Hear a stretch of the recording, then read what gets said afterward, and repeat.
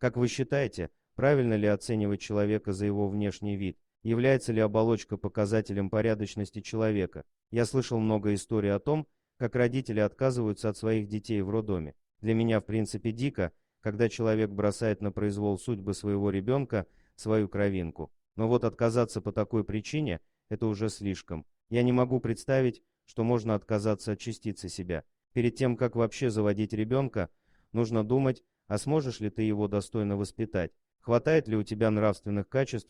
Я даже не говорю о финансовой составляющей. Но бывают случаи, что так получилось, когда совсем не планировали. Надо все равно попытаться дать ребенку все, что нужно, и уж тем более не бросать в детдоме. Работай по ночам, разгружай вагоны, но не бросай свою плоть и кровь. Попытайся воспитать достойного члена общества. Но не все люди достаточно нравственны, и не всегда истории заканчиваются хэппи-эндом. Но сейчас речь пойдет про тот случай, когда отказались из-за внешности.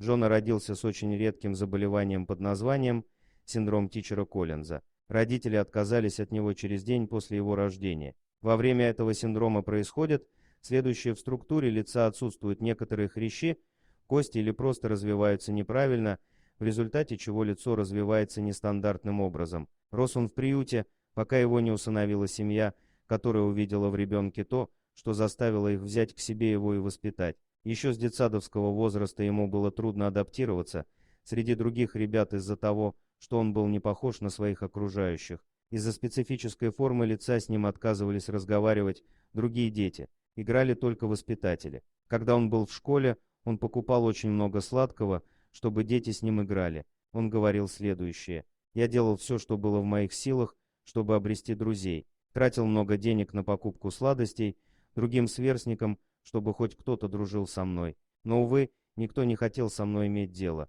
Спустя многие годы ему попадается девушка небывалой красоты, как утверждает сам Джона, которая приняла его таким, каким он есть, но для нее он не был неприятен. Вскоре он женится на ней, и у них рождается дочка». Дорогие друзья, если вам понравилось видео, поставьте лайк, а также подписывайтесь на канал, где найдете еще много интересного.